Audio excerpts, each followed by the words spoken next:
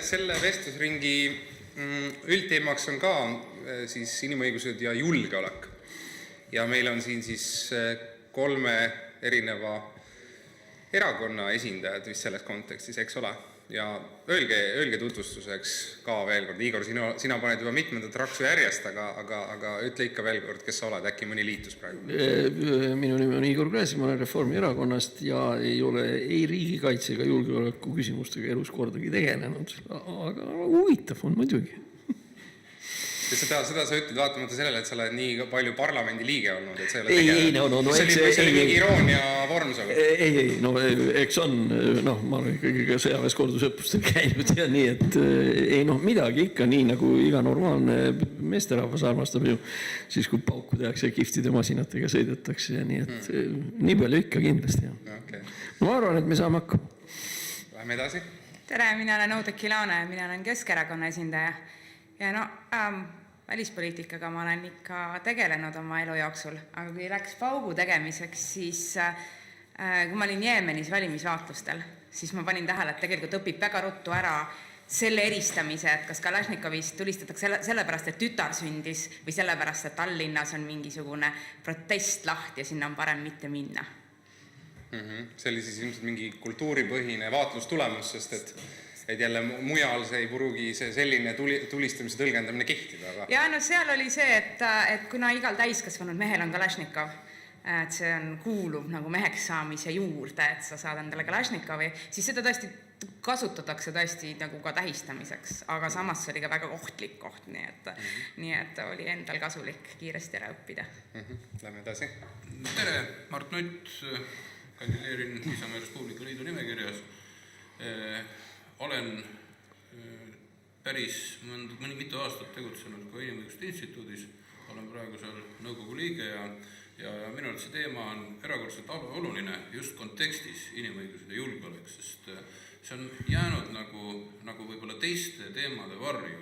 Inimõiguste teemasid arutatakse ju äärmiselt palju ja see on väga tähtis, aga inimõiguste teemades selles mitmekesisuses on tekkinud eriti viimastel aastatel, arvestades rahvusvahelist olukorda, arvestades julgeolekuvaakumit mitmetes kriisipiirkondades, küsimus, et kuidas inimõigused nendes kriisipiirkondades on tagatud, me teame, et nad ei ole tagatud, aga küsimuse teine pool, kuidas neid saaks tagada, kuidas neid peaks tagama, kuidas kaardistada need julgeoleku ohutegurid ja siis kes seda julgeolekut üldse saaksid hakata tagama. Nii et ma arvan, see küsimus vaatenurk, inimõigused ja julgeolek on nagu selles kontekstis eriti tähtis ja ma arvan, et praegu olukorras, kus me arutame võib-olla mitte niivõrd riigipoliitika, vaid Euroopa Liidu poliitika kontekstis seda, siis usun, et see mõttevahetus on igati viljakas. Mina olen siin nüüd küll päev otsa juba olnud, aga ma tõesti vist ei öelnudki, et ma kandideerin iseseisvuspartei nimekirjas, aga olen parteitu endiselt. Minu viimane ühiskondlik organisatsioon oli pioneeriorganisatsioon selles mõttes, aga mis puudutab nüüd inimõiguse ja julgeolekut, siis ma Mardiga väga nõus selle lisaklausliga võib-olla, et ega siis inimõigused ja julgeolek tegelikult kuuluvadki nagu tõesti sukk ja saabas samasse kohta, sest lõppkokkuvõttes julgeolek ei ole mingi abstraktne asi, see on ju inimeste julgeolek ja see on üks inimõiguste põhilisi alustalasid. See on minu teema samamoodi, ma sarnaselt Mardile olen ka Inimõiguste Instituudi liige, aga siis Riigikogus olin nagu väliskomisjonis, aga tegelenud põhiliselt Vene suunas meie soomugri väikerahvastega ja seal on nagu ilma igasuguse isegi kriisikoldeta ei ole seal mingid täiesti elementaarseid inimõigusi üleüldse tagatud. On see õigus oma keelele, kultuurile, tööl on õigus mitte peksa saada, kui sa oled näiteks ajad Mari Asja ja Joškaolo Laas ja see muidugi Venemaa on selles mõttes ikka tõsiselt õudne koht. Enne kui me jätkame, ma tahaks siiski tähelepanu juhtida, et see aspekt, see inimõigused ja julgeolek, et siin on 2 aspekti, me peame otsustama, kummast me räägime või räägime mõlemast, aga siis räägime ja hoiame need 2 asja lahus. Esimene kombinatsioon inimõigused ja julgeolek on üks uus rahvusvaheline fenomen, mida ei eksisteerinud 20, 30, 40 aastat tagasi vähemalt normaalses mõttes, on see, no ütleme niimoodi, agressiooniliik, mida nimetatakse humanitaarinterventsiooniks ja mida loetakse õiguspäraseks. Kui kusagil on tegemist humanitaarkatastroofiga, nagu oli Jugoslaavias, Srebrenica, eks ole, koonduslaagris või on olnud probleemid Sudaanis ja nii edasi, kus tähendab suur inimlik häda, annab teisele riigile õiguse või riikide kogumile õiguse, kas läbi ÜRO Julgeolekunõukogu või nagu Ameerika mõnikord teeb seda ka ilma selleta, lihtsalt minna sõjaliselt sisse, et inimesi kaitsta. See on teema number 1, see on inimõigused ja julgeolek, eks ole.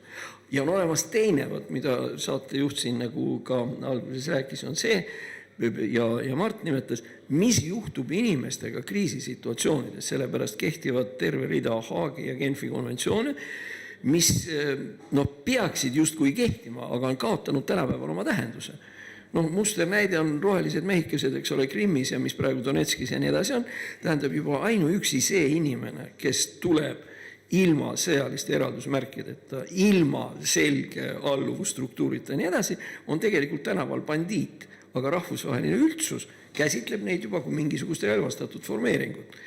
Rääkimata sellest, kuidas kaitstakse tsiviilinimeste õigusi, sõjavangide õigusi ja nii edasi. Nii et need on nagu 2 aspekti. Üks asi on humanitaar seal, kus sõda käib, ja teine asi on see, kus sõda viiakse sinna, kus humanitaarhäda on juba olemas. Muidugi siin ma, ütleme, rahvusvahelise õiguse seisukohalt selles mõttes natuke täiendan siin võib-olla, et see humanitaarse interventsiooni õiguspärasuse küsimus on ikka läbi külma sõja kuni tänase päevani olnud jäänud äärmiselt vaieldavaks.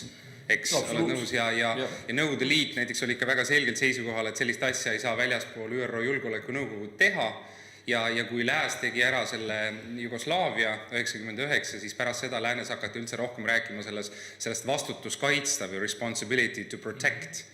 Aga kindlasti see on üks selliseid kohti, kus need nagu kõige rohkem kokku põrkuvad. Aga Oudekki, et nüüd siin natuke veel vastu intrigeerida, et kui nüüd need rohelised mehikesed, kas ei ole siis nii, mida siis tähendab näiteks, kui öelda rahu tänases mai kontekstis, eks ju, et kui ütleme, rohelised mehikesed on ära käinud ja territoorium on üle võetud, et kui öelda pärast seda rahu, siis kas see mõnes mõttes ei mängi selles mõttes nagu sellele kätte, kes territooriumi nii-öelda rahuvastaselt endale võttis ja nüüd seda juba omab.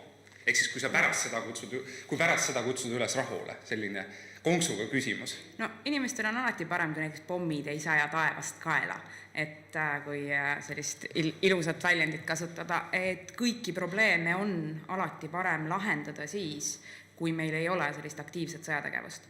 Et tegelikult ka, kui me tegelikult tahame teada rahva arvamust, siis me ei saa tegelikult ju referendumit korraldada samal ajal, kui rohelised mehikesed on tänaval. Et me peame selle korraldama rahutingimustes, nendes tingimustes, et inimestel oleks tegelikult aega mõelda. Aga presidendi valimisi võib korraldada? Presidendi valimistega on praegu see probleem, et mul on üks tuttav, kes OSCE missioonil seal parasjagu ka Ukrainas on, just OSCE missioon publitseeris oma vaheraporti ja näevad, et kampaaniat üldiselt tehakse, mis on kõige suurem probleem praegu presidendi valimistega, et Ida-Ukrainas on kampaania peaaegu olematu, mis jälle, kui meil on üleriigilised presidendi valimised, me tahame, et need oleksid legitiimsed, siis see tegelikult, see on see, mis mind tegelikult murelikuks teeb. Et ma tõesti lootsin, et ka seal on sellised mingisugused valimisüritused, et inimesed saavad tegelikult kaaluda. Et kui seal nüüd kampaaniat ei ole, siis pärast neid presidendi valimisi on alati võimalik mingil poolel tulla ja hakata süüdistama, et kuulge, et seal ei olnud üldse kampaaniat. Et see on nagu Ukraina enda huvides ka, et igal pool need asjad oleksid. Teine küsimus on muidugi see, et antud olukorras on väga oluline, et oleks mingi legitiimne võim, kellel on mingi rahva mandaat. Et jälle igavesti ei saa neid ka edasi lükata. Et seal on jälle see kaalumine, et rahu kaalumine, sellise legitiimse võimu kaalumine. Marti siis Jukuga. Üks vaieldamatu küsimus on ju see, et kas need Ida-Ukraina sündmused osaliselt ei ole just selleks korraldatud, et legitiimselt presidendivalimisi oleks võimalik läbi viia, sest üks arvestatav osa Ukraina territooriumist jäetakse nii-öelda vägivaldse tegevuse kaudu presidendivalimistest kõrvale, ka inimesed, kes sooviksid nendel valimistel osaleda, tegelikult ei saa ja pärast on selle peale hea väita, et aga presidendivalimised ei olnud legitiimsed, sest nii ja nii suur hulk kodanikke ei ole valimistel osalenud. Mõneti paralleel ju ka Gruusia sündmustega, kus minu hinnangul ikkagi põhjus, miks Abhaasiasse ja Lõuna-Osseetiasse Vene väed sisse läksid, oli see, et vältida olukorda, kus Gruusia võib hakata NATO-ga liituma. Aga tulles võib-olla tagasi selle küsimuse juurde või selle jaotuse juurde, mille Igor tõstatus, jah, see on tõsi, aga mina arvan, me peaksime tegelikult mõlemast rääkima, sest need mõlemad on tegelikult võrdse tähtsusega ja ma siinjuures tooksin juurde võib-olla ühe olulise asja, mis on nüüd aastakümnete jooksul muutunud, võib-olla natuke pikemas ajalises ulatuses kui 20 aastat, aga on see, et kui nagu varasemalt inimõigusi vaadeldi nagu ühemõtteliselt suhtes riigiga, selles mõttes, et riiki käsitleti nagu põhilise ohutegurina inimõiguste, põhiline nagu inimõiguste rikkuja ja ega see ei ole kuhugi kadunud, loomulikult see on olemas, aga tänapäevaks on kujunenud nende keskuste hulk, kes tegelikult tekitavad ohtu inimõigustele, märgatavad mitmekesisem. See ei ole enam ainult riik. Need võivad olla, nagu eelmises debatis juba siin on sai välja toodud, need võivad olla internetifirmad, kes rikuvad inimeste privaatsust, need võivad olla reklaamifirmad, need võivad olla kõikvõimalikud tootjad, need võivad olla paramilitaarsed üksused. See on terrorism. Nii et see pilt on läinud tunduvalt kirjumaks ja nüüd selles kontekstis küsimus, kes siis vastutab inimõiguste tagamise eest, on äärmiselt aktuaalne ja selle kaudu teiseneb ka riigi roll. Ja vaata, siin on ju huvitav, et praegu kes sõdivad? Ei sõdi mitte riigid, vaid sõdivad vabakonnad, kodanike ühendused, MTÜ-d, sihtasutused, kolmas sektor. Ja selles olukorras ongi just, kui vaadata ka sellist viimase aja kirjandust, millele sa ilmselgelt viitasid, et väga tugevaks on praegu ju tõusnud see positsioon, et riik on ainus inimõiguste kaitsja. Et riik on see ainus organisatsioon, millel on tegelikult nii mandaat kui võimekus inimõigusi kaitsta, sest kui riik ei kaitse, siis ei kaitse üldse keegi. Selle juurde tuleme tagasi, aga Juku-Vaale sul oli ka midagi. Mis nüüd puudutab seda sama Ukraina näidet ja rohelisi mehike, siis väga kemsakas on kuulata keskerakondlaste rääkimas juttu rohelistest imelikest mehikestest hetkel, mil teie oma satraap Savisaar on öelnud, tegemist on mingite kaikameestega, eks ole ju, kes umbes ise tingisid ja vaidlustanud üleüldse selle minu jaoks vähemalt Ukraina sellise territoriaalse terviklikkuse juba selle lausega, eks ole ju. Et miks praegu Ida-Ukrainas need presidendivalimised inimestele kohale ei jõua? Ma olen OSCE-s olnud ka vaatleja siin Riigikogul ja suhtlen igapäevaselt ukrainlastega, siis just nimelt seetõttu ei jõuagi, et rohelised mehikesed on riiki pööranud, eks ole ju, või katsetavad seda siiamaani. Mina arvan, et see on siiski eelkõige sõda, nii et Ida-Ukrainas me ei saa rääkida kindlasti praegu ei julgeolekust ega sellega seoses ka inimõigustest, sest need asjad kattuvad. Inimõigustest saab ju ka sõjasituatsioonis rääkida, et meil on selle jaoks täiesti rahvusvaheline seadusandlus. Aga rääkides praegu ühtsest Venemaast, kes on selle pasasele organiseerinud, on see ju Keskerakonna sõbralik koostööpartner, nii et ma ei tea. See koostööpartner, tähendab, see leping on natukene selles mõttes, et ma arvan, et see leping on kahjuks olemas, aga ma arvan, et seda varsti enam ei ole, et selles mõttes, et see on... Savisaare maha. Ka Savisaar on öelnud, et tema ei tea, tähendab, mina, kui sa tahad Savisaarega rääkida, räägi Savisaarega, et siin olen praegu mina. Mulle nagu väga meeldiks see, et kui sa ei eelda minu kohta asju, vaid sa kuulad seda, mis sa räägid, et teeme niimoodi, et kui sa tahad Savisaarele küsimusi esitada, esitad Savisaarele. Ja kui sa tahad mulle küsimusi esitada, esita mulle. Ja Keskerakonna arvamused on need, mida mina ütlen. Aga lähme natukene... Aga siin ma tahaks Jukuga veel siit ühest kohast jätkata. Vaadake, me oleme enamasti tavaliselt kokku leppinud selles, et nii palju, kui meil erakondiga ei ole, me oleme kahes asjas, me oleme enam-vähem nagu püüdnud olla ühesugused. Esiteks välispoliitikas, boljemeenia. Eks ta ole kõikunud natuke sinna tänna, aga me oleme enam-vähem olnud konsensuslikud. Ja teine asi on olnud riigikaitse. Ukraina on esimene juhtum, kus Eesti välispoliitika ja riigikaitsepoliitika on läinud lõhki ja just nimelt tänu Savisaare nendele avaldustele, kus täiesti selgelt on riigi sees tekkinud erakond, kes on ülejäänud Eesti vastu. Võt siukest pulli pole olnud ja ma loodan, et see lõpeb väga ruttu ära. Et see on ajutine meelesegadus, aga sina eelistaks riiki, kus on kõigil inimestel üks arvamus, üks partei ja üks arvamuses. Riigil on tavaliselt üks poliitika. Aga riigil on ka praegu üks poliitika, see ei tähenda, et riigi sees ei võiks olla arvamuste vahetust. Et mind teeb väga murelikuks see, et kuidagi, et ma näen inimesi, kes hakkavad andma teistele hinnangut selle üle, kas nad on õiged eestlased või mitte selle põhjal, mis nad Ukrainast mõtlevad. Et jätmata siin täiesti kõrvale oma seisukoha on inimesi, kellega ma ei ole ühel nõul, ma lihtsalt ei ole nendega ühel nõul ja võimu poolest valija otsustab. Aga see asi, et mõned inimesed ei ole päris eestlased, nad ei võiks üldse rääkida, sest nad arvavad Ukrainast midagi, see ei ole enam sõnavabadusega kooskõlas. Kui me tuleme inimõiguste juurde, siis inimestel on õigus avaldada oma arvamust ja praegu, kui ma vaatan praegust valitsust, siis ma ei näe, et seal tegelikult, et valitsuse sees oleks mingisugune kaklus, kuidas nad välispoliitikat teevad. Ja mujal avalikkuses võib arutada. Okupatsiooni lihtsalt see on see asi. No, meil ei ole kohal siin sotsiaaldemokraate, aga ma meenutan seda, kuidas suhtumises Eesti kaitseväelaste minekusse missioonile Kesk-Aafrikasse sotsiaaldemokraatide seisukoht koheselt muutus, kui neist sai valitsuspartei.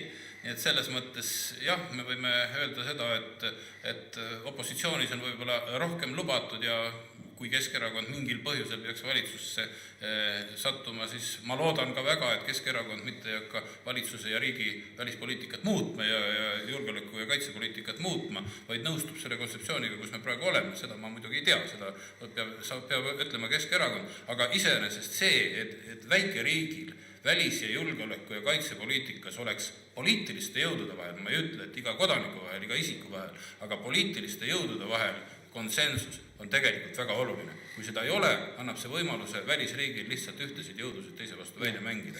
Aga ma ühe märkuse hea meelega teeksin veel siia, et see konsensus tekib ikkagi sellest, et me arutame oma vahel ja me peame saama kõiki asju laiali panna. Põhimõtteliselt ma olen sinuga absoluutselt nõus, aga konsensus tekib arvamuste vahetusest.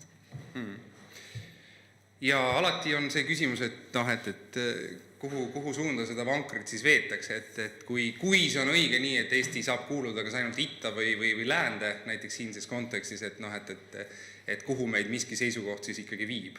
Aga seda võib ka vaielda, kas see nii on või ei ole. Ma tahaksin nüüd natukene, ütleme sellest Ukrainast ja viia võib-olla asja rohkem selliseks maailmavaateliseks, et selles mõttes, et mitte Venemaa. Venemaa on alati kihvt asi debati tekitama ja kõik siin on ju tegelikult, ma näen laua ääres vanad ka vene huvilised ja eksperdid ja niimoodi. Aga mind huvitab nüüd see, et teid võib ühte või teistpidi, kuigi ma näen, et siin on teatud mõttes parempoolsete ülekaal, ma ei tea, kuidas Keskerakond ennast täna defineerib skaalal parem-vasak. Mina olen kindlasti vasakpoolne. Okei, niimoodi. Et siis mind huvitaks see, et tuleme tagasi selle Igor Gräzin ütles enne, et kui me võtame inimõigused ja julgeoleku, et siis ja ma olen nõus, et mulle tundus, et su mõte oli see, et seal on ka mingisugune pinge, näiteks näide humanitaarne interventsioon. Ja nüüd siis samas laua tagant kostus see väide, et tegelikult ikkagi lõppastmisriik on nende inimõiguste kaitsja. Nüüd ma tahtsin tagasi tulla see, et kas sind kui vana liberaali see selles mõttes ei ärritanud natuke kuskil või ei kutsunud vastu ütlema, et teie ju peaksite, eks ole, ütlema, et ega see riik nüüd ainult hea ka ei ole, et ta on ikka võimeline sigadusi ka tegema. Aga seda me ei küll ja enam ja liberaal ütleb seda just kõigepealt, et riik ongi kõige suuremate sigaduste krooniline allikas ja tsiteerides ühte oma kolleegi juristi, siis rahvusvahelise õiglus on ju praegu, tähendab, legitiimsust on nii, et tapab legaalsusega on probleemid. Sellepärast, et kõik need, milles see probleem kerkis, ma lihtsalt tõstan, vaata, siin nimetati, jah, külma sõja ajal oli ju ka see asi, eks ole, venelased läksid Tšehhi sisse ja Ungarisse sisse ja kogu aeg oli mingisugune poolhumanitaar, aga see oli bipolaarne maailm. Vaata, nüüd see humanitaarinterventsiooni hoopis teine kaal kerkis üles seoses sellega, et maailm muutus monopolaarseks ja USA käesoleval ajaperioodil kannab vastutust kogu maailma eest. No kui Venemaa jälle ütleb, et nemad nüüd vaidlustavad seda maailmakorda. No kurat, no vaidlustagu, no taevane arm, paratagu oma gaasitoru ära. Ma lugesin Dugini, Aleksandr Dugini artiklit Izvestijat, kus ta ütles, et Krimm ongi näide maailmakorra vaidlustamist. No hea küll, no kui Ostankino teletornis on 2 töötavat kaablit, no tehku metroo korda või midagi, lõpetagu see jukerdamine ära, tähendab, nad võivad susida võt kuskil seal siukes, aga maailma mastaabis Venemaa tõesti peale energiatünni ei oma absoluutselt mitte mingisugust tähtsust. Ja nüüd, kus Ameerika on jäänud üksi, sisuliselt, ajutiselt, tõenäoliselt Euroopa hakkab siin kaasa mängima. Aga ära Hiinat unusta. Mis asja? Ära Hiinat unusta. Vot, ja kui Hiina tuleb ka taga, vot praegu nüüd ongi selle humanitaarinterventsiooni legaliseerimise küsimus näeb välja hoopis teistmoodi ja sul on täiesti õigus. Selget vastust sellele ikkagi ei ole, kuigi mina olen ameeriklaste poolt, aga ega ameeriklased on ikka teinud ka asju, mille üle tasub ikka küsida rohkem kui ühe asja, Guantanamo baas üksi. No, mis puudutab muidugi inimõigusi siinkohas, siis ei maksa kunagi unustada, et maailmakord maailmakorraks, aga ka Venemaa, kes siis ütleme peale selle energia vast humanitaarselt ei mängi maailmas suurt rolli, siis nende inimeste jaoks, kes seal elavad, väga paljude jaoks ja väga kõvasti mängib. Ja mina, kes ma seal väga tihti käin ja olen tundnud ka inimesi, kes on lihtsalt liftis maha lastud, nagu mu sõbranna Politkovskajaga kunagi juhtus, eks ole. Siis kindlasti tänasel debatil on see absoluutselt kindel küsimus, mis ühe või teise riigi sees toimub inimestega. Mina tooks siia ühe probleemi veel, kui me arutasime seda, et riik on inimõiguste kaitsja ja et kellel on kus kohas õigus inimõigusi kaitsta. Ja võib-olla ka inimõiguste mõiste iseenesest, et nüüd tänavu kevadel möödus 20 aastat siis Rwanda katastroofist. Ja see on katastroof ka, ütleme, sellisele inimõiguste arutelule. Sest seda on nüüd väga paljud uuringud näidanud, et Rwandas olid sellised väga aktiivsed inimõiguste MTÜ-d, kes propageerisid sõnavabadust. No, minu enda jaoks isiklikult on ka sõnavabadus on esimene asi, mis mind barrikaadidele viib ja on Eestis ka viinud. Aga seal see tähendas seda, et propageeriti sõnavabadust niisugusel kujul, et see tähendas selliste inimeste, kes soovisid genotsiidi süüdistada, genotsiidi alustada, nende piiramatut vabadust kutsuda üles raadios vägivallale. Sest see oli seda laadi ühiskond, kus selliseid automaatseid piiranguid, mis näiteks Lääne-Euroopas on, ei ole. Oota, kas tahad teisena öelda, et Lääne NGO-d olid süüdi selles genotsiidis? Seda ei ütle mitte ainult mida, et seda on näidanud, et nende NGO-de tegevus kiirendas genotsiidi, et süüdi on need, kes otsustasid teisi tappa. Et me ei saa öelda, et Lääne NGO-d on süüdi, aga nad lihtsustasid selle tegevust. Et see on ka see küsimus, kus me peame küsima, et aga millised inimõigused, millises kohas ja jälle, kellel on õigus neid kehtestada. Et õigus on lõpuks meie inimestel ja meie riigil. Et inimestel, kes teevad selle riigi, et kust see piir läheb. Teisest küljest jälle genotsiid ei tahaks ka lasta sündida, et sellel puhul nagu interventsioon oleks jälle õigustatud. Et need on mõnes mõttes väga keerulised välispoliitilised küsimused. Me jõuamegi siin tegelikult selle juurde, et väga sageli julgeoleku argumentidega tegelikult õigustatakse inimõiguste rikkumist. Väga sageli niisugustes olukorras, kus ei ole vähimalgi määral põhjendatud. Nii et tõesti, ma olen sellega nõus, et see piir on õhkõrn. Seda, et vaba meediat kasutatakse vägivalla propageerimiseks, seda tuleb takistada. Mõnes mõttes Araabia kevades me näeme ju seda sama, aga nüüd teisest küljest, et kust läheb nüüd see piir, kus seda vaba sõna tohib nii-öelda piirata selleks, et vägivalda takistada. See on väga kergesti võidakse see piir ületada ja üldiselt riigivõimul või juba omaenda bürokraatliku struktuuri tõttu on kalduvus kergelt seda piiri ületada. Liiga kaugel. Kellel on õigus siis sõnavabadusele rohkem keel mitte, meenub mulle kunagine hariduse rahvakomissar Lunatšarski, eks ole, kes 18. aastal ütles minu meelest oli see London Times keel, ta ütles, et jah, et see oli tõsi küll, et meie maksimumprogramm, meie miinimumprogramm oli sõnavabadus kõikidele, aga meie maksimumprogramm on sõnavabadus ainult bolševikele. No, väga õige.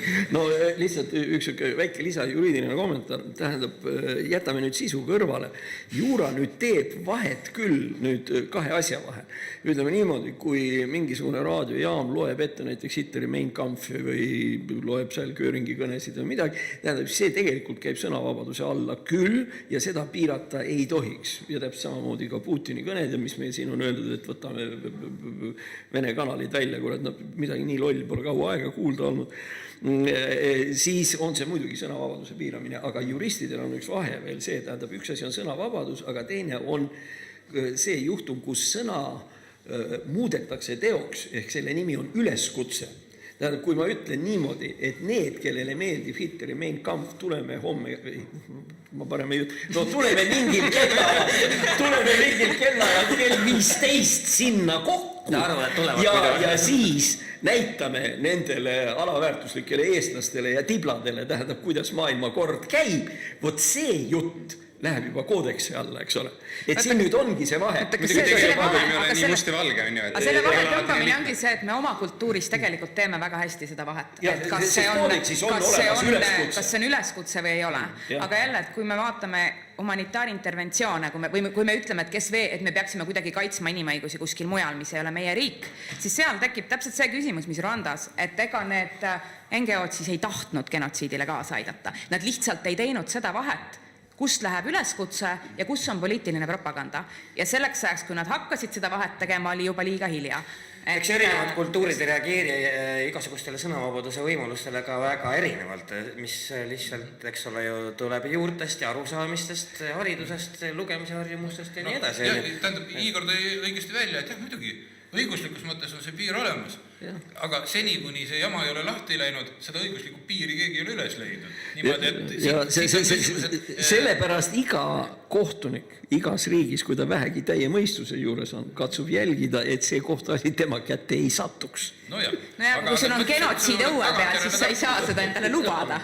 Okei, aga ma vaatan, et meil varsti, tegelikult meil on vist pool tundi möödas ja meil on kokku 3 tundi, aga ma küsiks nüüd ühe teistmoodi küsimuse, et niimoodi teie maailmavaatest lähtuvalt, no mida Eesti võiks näiteks, kui võtame nüüd Eesti, ärme räägime Rwandast, ärme räägime Ida-Ukrainast, mida me võiks teha inimõiguste ja julgeoleku valdkondi kokku viies, et meil võib-olla 10 aasta pärast see elu siin Eestis veel parem oleks näiteks. Et mis suunas me peaksime mõtlema? Ma mõtlen, et siin on mitmed olulised figuurid laua ääres, näiteks Mart on olnud Eesti üks kodakondsuspoliitika arhitekte ja eks ole, mõnede arvates jällegi see on võib-olla meil inimõiguste murelaps, et meil on liiga paljud inimesed halli passi omanikud ja nii edasi, et kuidas te nendest asjadest mõtlete, et mida Eesti peaks inimõiguste vallas tegema, et 10 aasta pärast oleks meil veel ägedam ja turvalisem?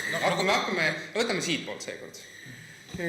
No ma arvan, et Eestis üleüldiselt väga suuri probleeme inimõigustega ei ole. See on muidugi tuleb jälle sellest kontekstist, mida me oleme praegu harjunud maailmas nägema. Eks mingid asjad on kindlasti, mis puudutab nüüd konkreetselt hallidesse passidesse, see veidikene on selle Euroopa Liidu teema ka, miks me siin debatil oleme, sest teatavasti on ju läbi aega tulnud Eestile ka kõvasti kõikvõimalikke kentsakaid signaali Euroopast, et me justkui diskrimineeriksime mingit, ma ei tea, kolmandikku inimesi siin, siis paraku on nii, et need samad hallipassi inimesed tihti peale, tunnen ise päris mitmeid selliseid, ei ole nagu sellest Euroliidu passist väga lihtsal pragmaatilisel põhjusel nii väga huvitatud ka.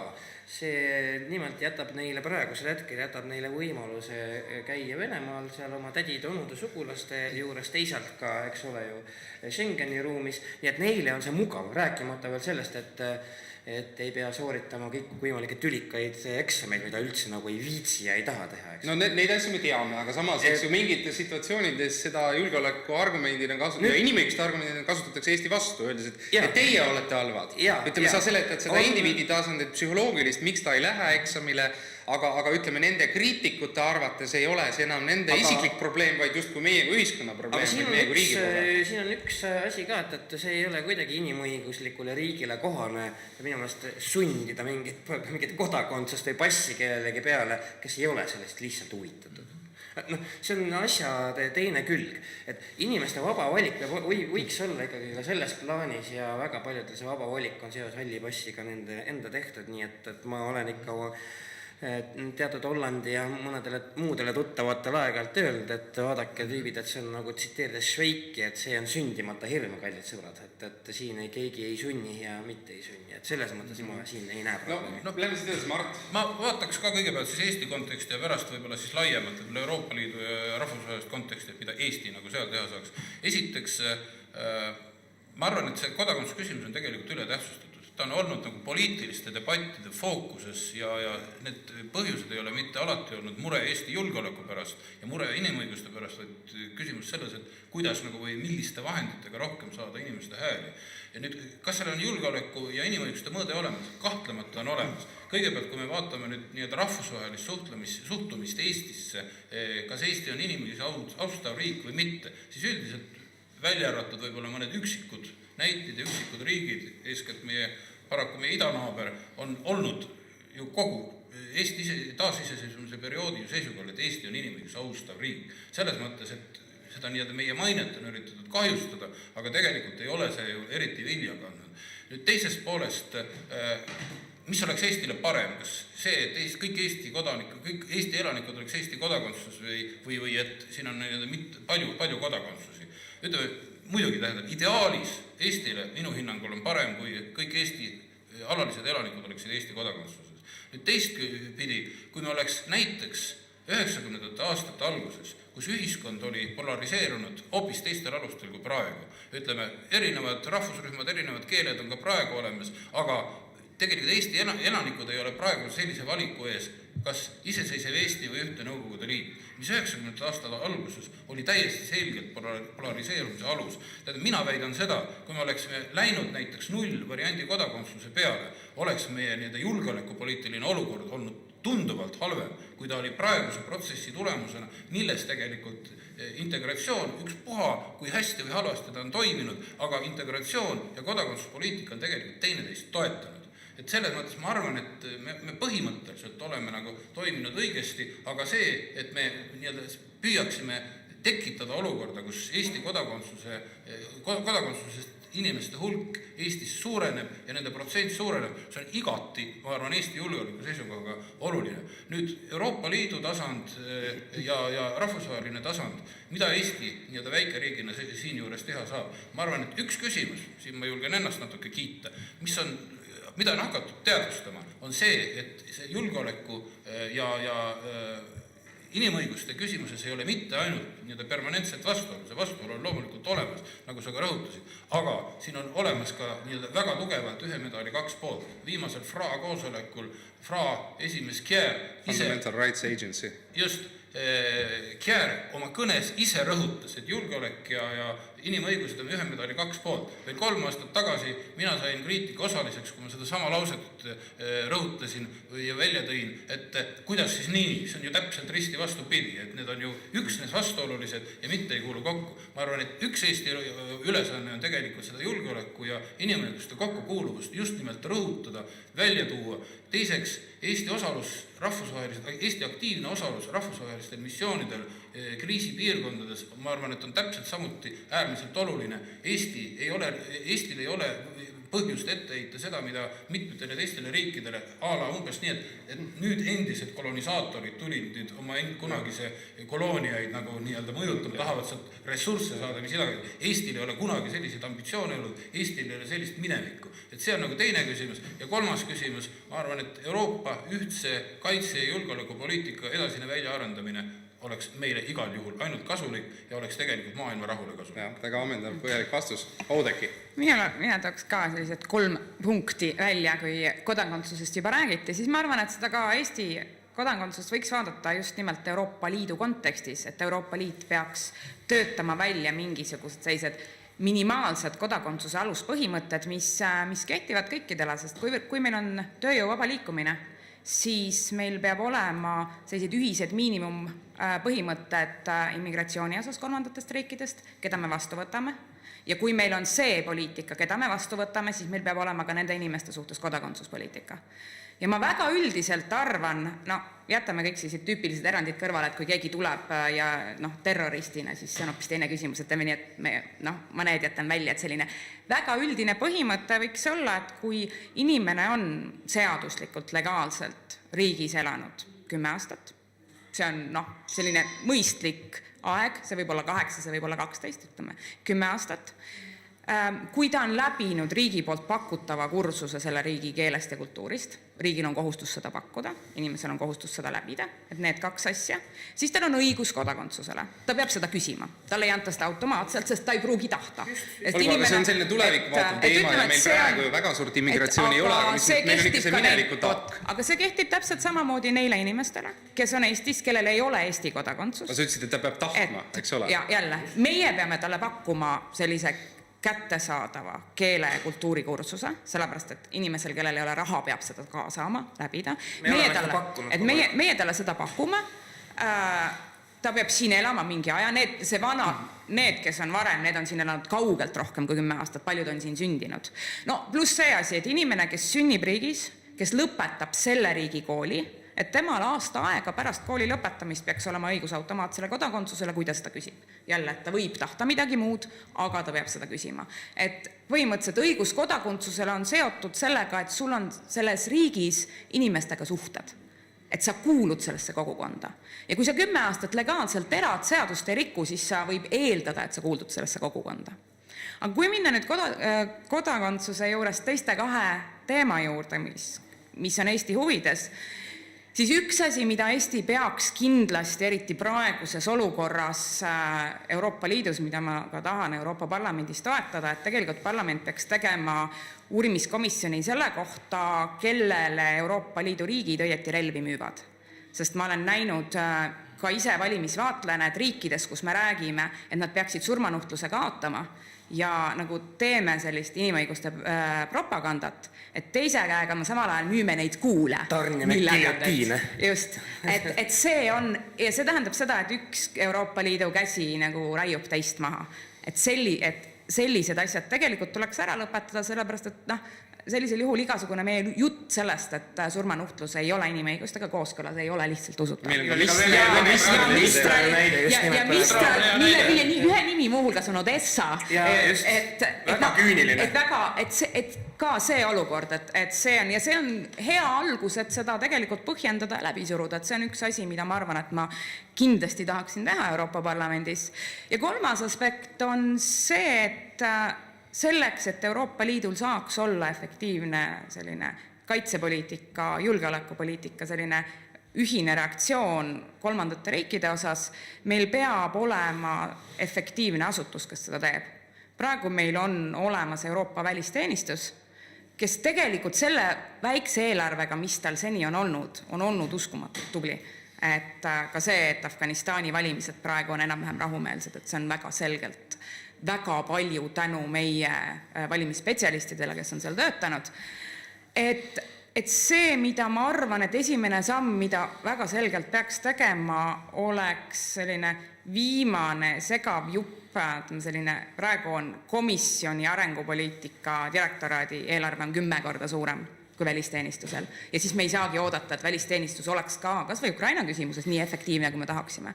Ma arvan, et see nagu välispoliitika instrument, mille üle praegu otsustab komisjon, selle üle peaks otsustama välisteenistus, sest siis ta saaks tegelikult teha sellist ühtset poliitikat. Aga see ei sõltu ainult ressursist, vaid ikkagi selleks, et Euroopa Liit saaks edukalt ajada ühtset välis- ja julgeolekupoliitikat, peab ikkagi olema eelkõige mingisuguste suuremate riikide konsensus. Just nimelt, ma saan aru, Ukraina on olnud raskusi selle konsensusele. Praegu ei ole, praegu ükskõik, mille me saavutame, kui meil, ka Ukrainas tegelikult, Euroopa Liit valmistab ette Ukrainasse missiooni ja nii palju ma olen ka seda jälginud, see selline tsiviilmissioon, mis on suunatud väga selgelt korruptsiooni vastu võitlemisele, mis on suunatud just nendele samadele probleemidele, et Ida-Ukrainas tegelikult ka oleksid legitiimsed presidendivalimised. Selle missiooni saatmises on riigid kokku leppinud. Ja siis me vaatame, et juhtu nii nagu OSCE missiooniga läks. Ja selle jaoks meil on vaja, et Euroopa välisteenistusel oleks tegelikult finantsid, et me saaksime saata korralikku, julgestatud, nii et sa mitte lubad kiirustatud. suuremaid ressursse Euroopale? Ma luban mõistlikult kasutatud ressursse, need ressursid, mis meil praegu on, me saaksime neid praegu kasutada, paremini kasutada. Nii, kuna jutt oli inimõigustest, siis ma ütlen siis ühe inimõiguse Eestis ja ühe Euroopas. Kuna Marianne Veikot parasjagu siin ei ole, siis ma ütlen tema eest ja õieti me ütleme ühiselt. See on see, minu sügav veendumus on see, et Eesti kõige tähtsam inimõiguse probleem, mis on alles jäänud, neid oli 2. Teine oli vanglad, omal ajal selle me saime nüüd korda, aga teine inimõiguste probleem, mis Eestis alles on jäänud, tähendab, poisid, meeldib see teile või ei meeldi, on sooline diskrimineerimine, kus juures ma ei ole ei feminist ega ilmselt ka mitte lesbi. Tähendab, ja ma ei ole tänase päevani aru saanud, mispärast ükski feministlik organisatsioon ei ole tahtnud oma liikmeks, kuigi ma olen üritanud astuda. Tähendab, fakt on tegelikult see, et kui te võtate statistika järgi, siis tõepoolest sooline diskrimineerimine töökohtadel ja nii edasi Eestis eksisteerib rohkem kui kusagil mujal. Ja ma tuletan meelde, et esimest korda ma hakkasin sellest rääkima 95. aastal, kui ma kirjutasin selle kohta eraldi brošüüri, mitte midagi pole oluliselt paremaks läinud. See on minu inimõiguste sotsiaalne probleem Eestis. Ja nüüd, mis puudutab üle-euroopaliselt, siis ma ütleksin, on olemas veel üks probleem, mis puudutab Eestit võib-olla rohkem kui teisi, kuid puudutab kogu Euroopat. On olemas üks võõrandumatu inimõigus. Ja võõrandumatu inimõigus on õigus ettevõtlusele ja tööle. Ehk teiste sõnadega, inimesel peab olema õigus asutada oma firma, oma ettevõtte ja alustada normaalset kapitalistlikku tegevust, mida kaasaegne Euroopa teatavasti pärsib kõigi võimalike vahenditega.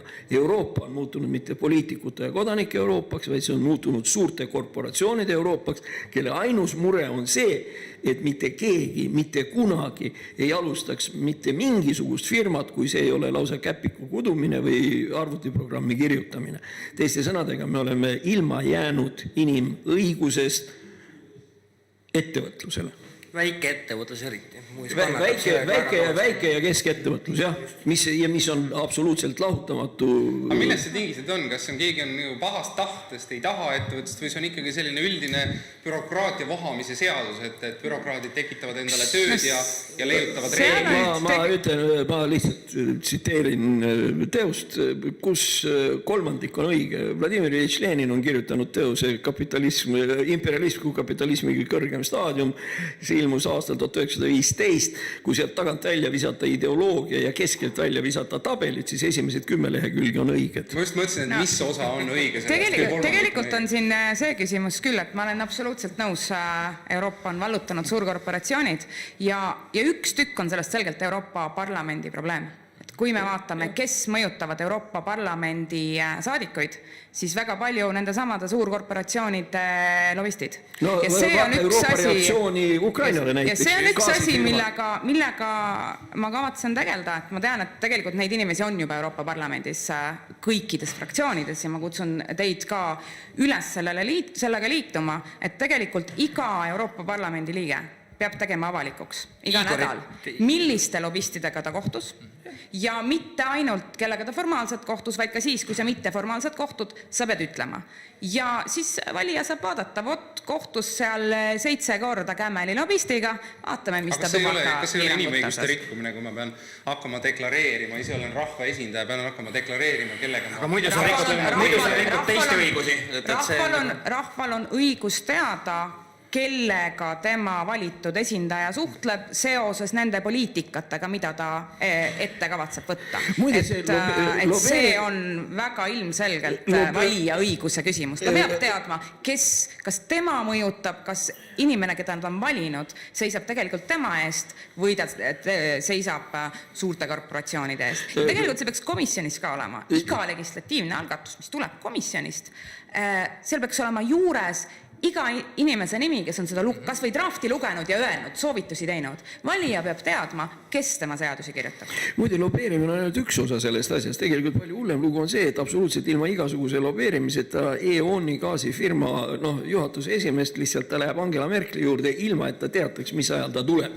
Ta lihtsalt tuleb siis, kui temal vaja on ja kui Merkelil on mingisugune teine kohtumine ees, siis tuleb see katkestada, sellepärast et E.ON-i vend tuli temaga rääkima ja meie jaoks ei ole see sugugi mitte võõras. Palun Liivalaia 32, 30% Eesti gaasist on selle sama EON-i käes. Väike täiendus sulle, et tegelikult Oudekile ka, et sellest on Euroopas õnneks hakatud järjest rohkem aru saama, aga noh, muidugi see situatsioon on tegelikult, noh, see on, ma kardan, et see on üks siuke füüsikaseaduste alla kuuluv seadus, et asjad kipuvad kasvama, ega nende suurkorporatsioonidega on sisuliselt väga raske hakkama saada, sedega keegi ei taha oma kasumi osast ju loobuda, see on ju noh ka täiesti selge ja kui sa mäletad, Igor, kui Ilf ja Petrov väisid Ameerikat 30 aasta lõpus, nad kirjutasid suurepärase sellise brošüürikese selle kohta, kus siis üks USA tööline vestleb nõukogu delegatsiooniga ja töötab Fordi autotehases ja ütleb, et temal on majandusmudel olemas õiglane, et kõikidelt miljonäridelt tuleb kõiki miljoneid ära võtta ja jätta igale ainult 3 miljonit. Ja siis kui tekib küsimus, miks just 3 miljonit, siis Fordi tehases tööline mõtleb, ütleb, vähem ei või, muidu hakkavad miljonärid mässama. Igor kiitis Leninit, aga jättis võib-olla selle kõige olulisema termini, mis seda nii-öelda ettevõtlust pärsib välja ütlemata, see on monopolism. Ja kuni me ei suuda monopole murda, nii kaua me vaba ettevõtlust tegelikult edasi etendada ei saa. Ma ei kiitnud Leninit, vaid ma ammutasin inimkonna tarkuse varasalvest. Aga proletaarlased siis ühinegem siin laua taga ja aitäh! Aitäh teile selle vestluse eest ja edu valimistel!